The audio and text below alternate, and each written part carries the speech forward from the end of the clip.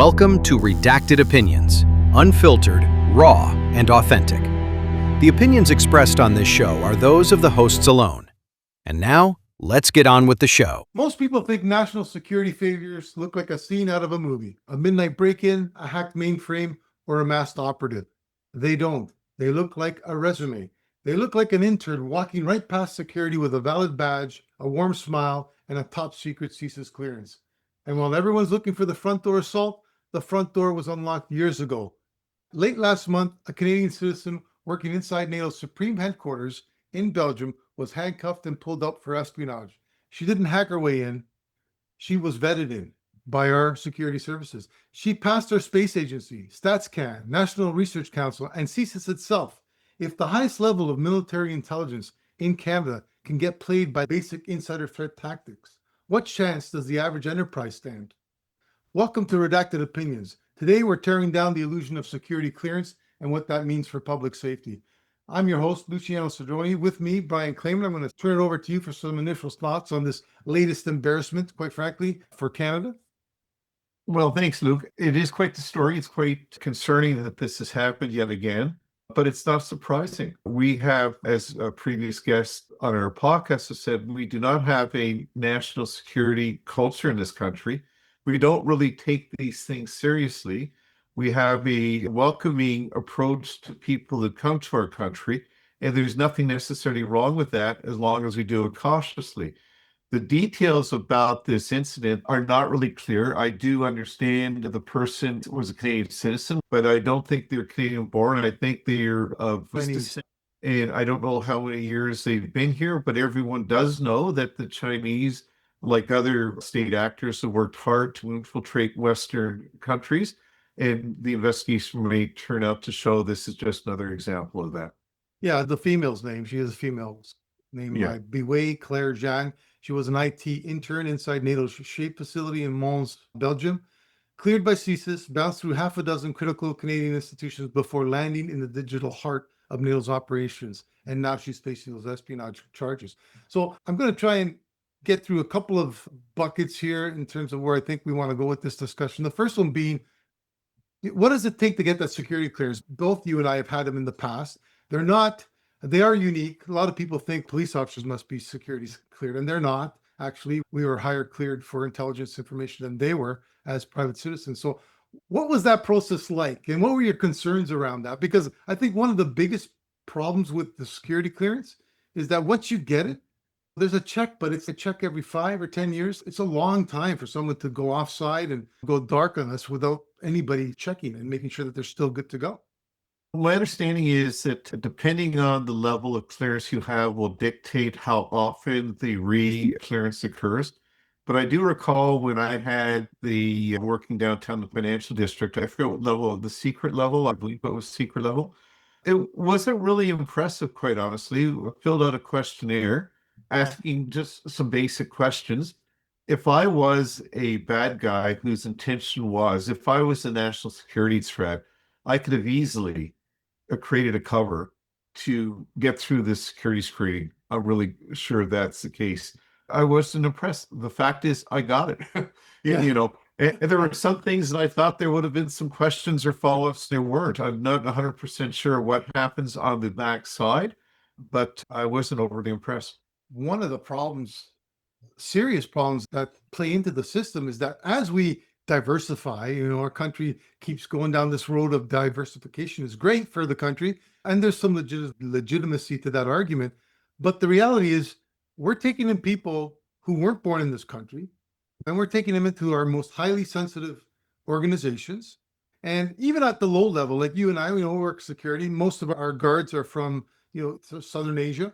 And there are huge challenges trying to vet those people as is. At that level, you call back to their towns, and you're literally talking about towns of 100 people in the middle of friggin' nowhere. How do you vet and validate that those people are who they say they are? And that's at that level. Can you imagine at the higher levels where that investigation should be even more in-depth, more detailed, and you still got the same resources available to you? Like somebody coming from Afghanistan, you're not going to get an honest portrayal or a reference from somebody over in Afghanistan. It's just not realistic. And yet we pretend like it is. Well, I think one of the greatest challenges or Achilles is that even if the screening was top notch and 100%, they're able to validate everything. Okay.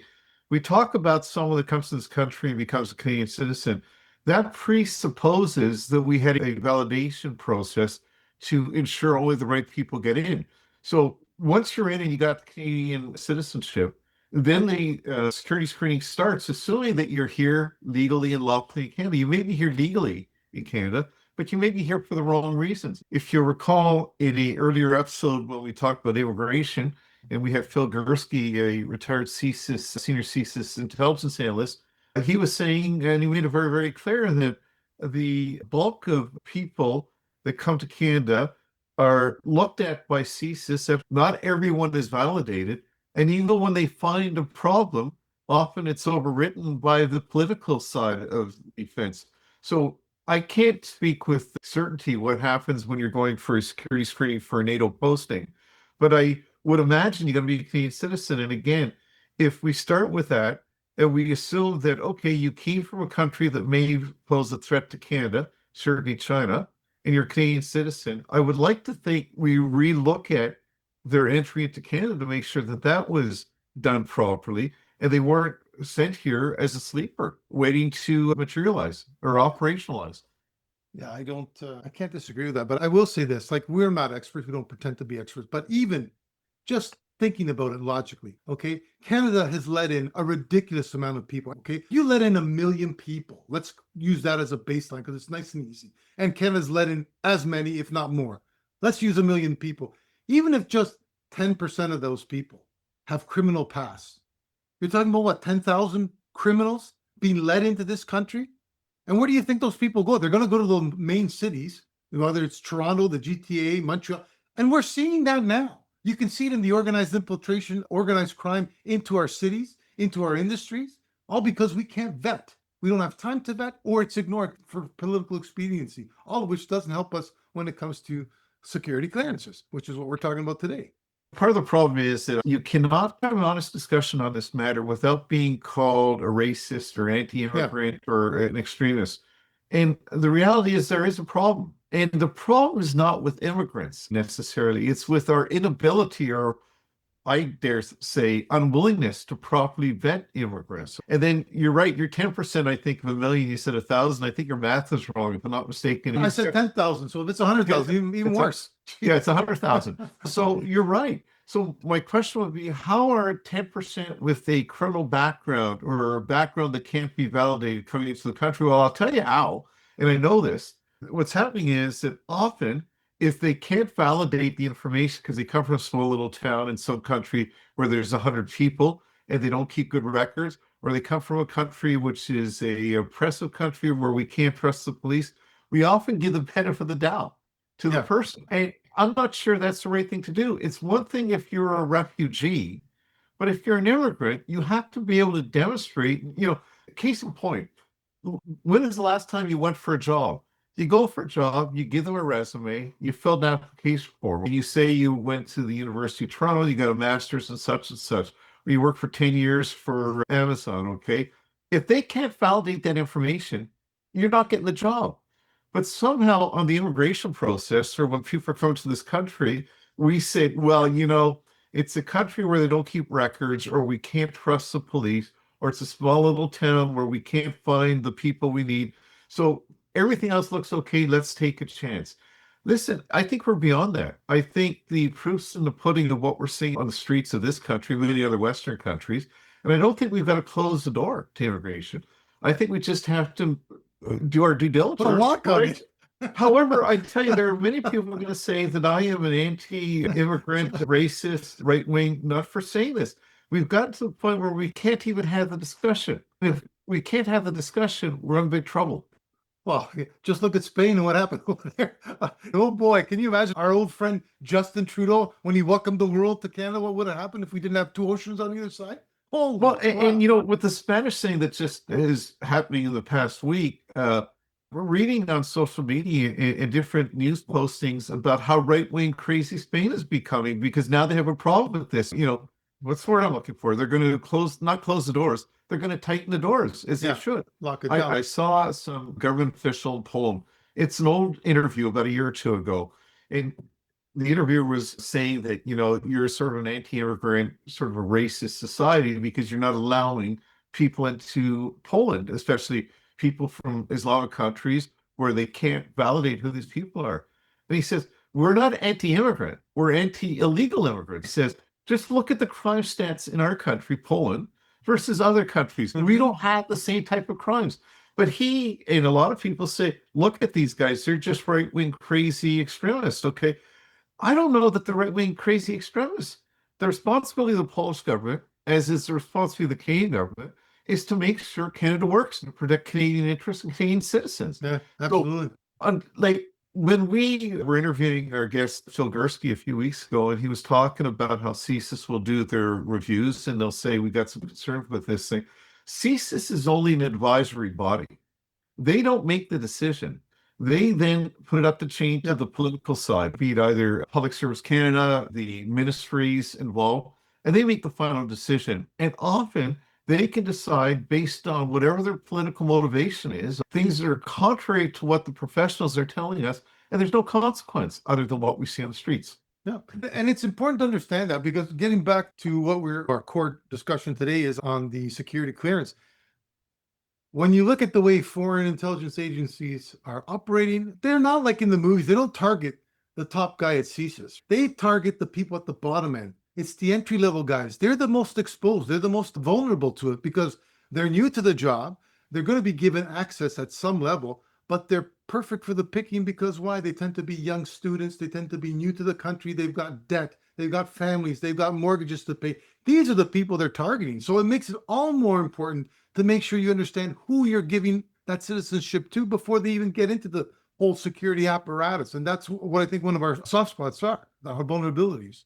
Well, I think so also that we underestimate our adversaries. We live in a society where we want everything right away, but our adversaries are willing to plant a seed and wait months and years until they mobilize the person they put into that position. And to your point, a young person, not a James Bond type person, someone that you would never suspect, a young person is an intern, and over the next 15 or 20 years, they're going to grow throughout that organization. There's going to be a time when the handler says, hey, we need to know such and such right now. They have the patience that we don't, and we are just naive to what our challenges are, who our adversaries are. Yeah, the Chinese work on a 5 to 10 year plan. They're way down the road. And then the other thing is, our government is tied to the democratic process. So they have restraints put on them. They can't make decisions the way a Chinese government can, which basically just dictates what they want to do. They don't have to worry about the rules. They change the rules if they don't like them. So that's a big vulnerability that Western society is they're just kicking our ass. That's all you can say. You bring up a good point. One of the weaknesses of democracies is we're on this 4 or 5 year election cycle. So that means you're only looking down 4 years down the road. It's really hard if you got to get elected in 2 years to do something that's going to cause pain now, but give us benefit in 20 years. But China, Russia, North Korea, Iran, countries like that, they're not on that election cycle. They could take as much time as necessary. And they aren't accountable. So I think, again, what makes us great as a country, the quality of the people that make up this country, our big heart, are looking at the world as a welcoming place. I think these good things are also what's used against us. And I think unless we wake up, we're going to see more and more of this. And you were mentioning before we got on the air, Luke, that this isn't the first time in recent years we've had this type of thing happen. Can you expand on that a little? Yeah, well, it's not like we're new to letting ourselves down. That's the word for it. Not too long ago, there was the Jeffrey Delisle. Delisle, that's the name. But, a Royal Canadian Navy sub-lieutenant sold highly sensitive information from the Five Eyes intelligence agency, which since we have some pretty stressful relations with our Five Eye partners due to some of the failures, but he was selling information to Russia for years from a secure communications center out of Halifax. We've had the Cameron Ortis case, and in this case, the Director General of the RCMP's National Intelligence Coordination Center leaked classified intelligence to foreign criminal networks and targets of international law enforcement investigation. This is our people, our failures. So this is not a surprise. This should not come as a surprise, the latest arrest there in Belgium. And I think part of the problem with it, or that contributes to this type of issue, is that the departments themselves operate in their own little silos. And it's not unique to the intelligence agencies. We see it across all government agencies and private sector for that matter, right? How many times does procurement go off and do whatever the hell they want, regardless of what operations needs? What's cost the cheapest? Meanwhile, operations wants the most effective thing. And then somebody else wants quality. So it's not a unique problem just to the security apparatus. The problem is when those silos exist in the security apparatus, it is literally a national security issue. And if it happens on property management, okay, well, maybe we lose a building or we lose a couple $1,000s on the contract. But we're talking about national security here, the safety and security of Canadians, and more generally across the world, because we participate in the security in the global context as well. So that's why I think it's a real problem. We've seen it even like 9/11, right? When they did the debrief there, the information was there. They knew that something was coming. They even identified some of the potential terrorists that were going to execute that operation. And it just fell on deaf ears, so it slipped through the cracks because people weren't watching. Their checks and balances weren't at the level that I think a lot of people assume they are, but they're not. Well, and just to elaborate on that, the important distinction is between who investigates and who decides. And CSIS and the RCMP do not make the final clearance decisions, okay? CSIS and the RCMP conduct national security assessments and provide its findings, okay, or advice and guidance to the sponsoring federal department or agency. This applies to, in this case, Canadians being assessed for sensitive NATO positions as well. CSIS says it provides assessments to NATO and other international organizations under reciprocal screening agreements. But the final decision is that of government. And that in itself is not necessarily a problem, because I don't know that you want your intelligence agencies making final decisions, but there's got to be a process in place where the political side or the non-intelligence side have to really look at what the guidance they're getting and have a real compelling reason of why they're not going to follow that guidance. And to my understanding, when I look at over the last 10 years, all the big security failures that have occurred, I haven't seen that happen. If there's a ministerial decision that is made, oops, it goes wrong, shit happens. And I think basically here's the bottom line as we wrap things up for today's episode. The arrest of Zhang at NATO isn't an anomaly. That's the problem. It's a mirror. It's reflecting a systemic weakness that's been built into Canada's security apparatus for decades. We keep relying on static, point-in-time clearances, treating a security check like a passport stamp that's good for 5 years. But threat actors don't operate on a 5-year cycle. They operate in real time, exploiting the gaps between our administrative silos today. If Ottawa wants our Five Eyes and NATO allies to take Canadian vetting seriously, I think an urgent review is necessary. Any thoughts on that? Yeah, no, listen, I think it's really scary because for every one that we catch, there's probably 100 that we don't. And to use an old expression, is this the tip of the iceberg? I mean, logically, someone has to think it is. Now, I don't know how this person was caught, and clearly something didn't work well. I know with Delisle, that Royal Canadian Navy officer that you talked about, who did his deeds a few years ago, I think he tripped some alarm lines that caused people to take a look at him, but not until the damage was done. And I just wonder how deep a problem this is. And given our culture of discounting information coming from the professionals, I can only think how exposed we might be in other more even sensitive portfolios and positions. I think Canada needs to start taking vetting seriously. And, we need some form of active monitoring of people, not just give them that stamp of approval and then walk away for 5 years and assume that everything's going to be great. Whether you're managing national defense or running an enterprise here in Canada, the lesson I think is identical for both parties. Trust is not a control strategy. You don't just give somebody the keys to the kingdom and say, you're good to go. Stop assuming yesterday's background check protects today's assets, I think is an important approach. Because things change, people change, and circumstances change. But that's all I'm going to say. Anything you want to add that we didn't touch on? Well, yeah, just one last thing. I was listening the other day on News Talk 1010, Mark Toohey was on. He was talking, the question was, is it time for Canada to have its own spy agency? And we have CSIS, but they're an intelligence agency. They're not doing proactive spying, and I think they're precluded to do so under the CSIS Act, the way they're set up. But he had a guest who was a former CSIS guy that didn't believe that we should do that. And he was very articulate in his explanation of why he thought we shouldn't have a spy capability. And Mark Toohey said, and I'll sort of end on this, he said, but you would agree that almost every terrorist organization in the national security threat in the world operates in Canada. So we're being exposed, okay? Our secrets are being compromised, and we don't have the ability to fight back. So it really gets you to wonder. I think we're Dudley the Mountie with the classic picture of him with the beaver, good Canadian. That's a nice image. Okay, but that's not real world. I think it's a very difficult, mean, cunning world out there, and I don't know that we're at the level we need to be to keep us safe. No, we're not there. And that may be something for another podcast another time. But when you look at what goes on in Canada, we make it easy for these organizations to operate in Canada. They make money in Canada so that they can fund those operations. And we seem to turn a willing fly away from what's going on. It's out there in front of us. Our intelligence agents do know what's happening. Our police services do know what's going on. But to your point, for some reason, when it gets to the political level, it just seems to disappear or get swept under the rug. And we're paying a real price for that, not just in money and lost economic wealth, but people are dying because of this stupidity. I think Canada needs to grow up. I really do. I think we're still a child when it comes to global economic, political discussions and maturity. My last thoughts are this, you said something I couldn't agree with you more. It's not that we lack the quality professional police and intelligence people. We've got some really good people working in those roles. That's not where the problem is. The problem is that once it comes up the food chain and we let the political masters know and government knows, that's where the breakdown is. And, until we start addressing that problem, nothing is going to change. And with that, that's it for today's Redacted Opinions. Cut through the noise, people, question the narrative, and keep your security tight. We'll see you next time. If you like what you're hearing, please hit the like button on our podcast.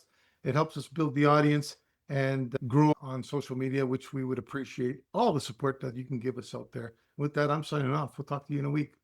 See you next week, everyone. Thank you for listening to Redacted Opinions. Please like and subscribe if you enjoyed our podcast to help build our audience. Tune in next week for another episode of Redacted Opinions.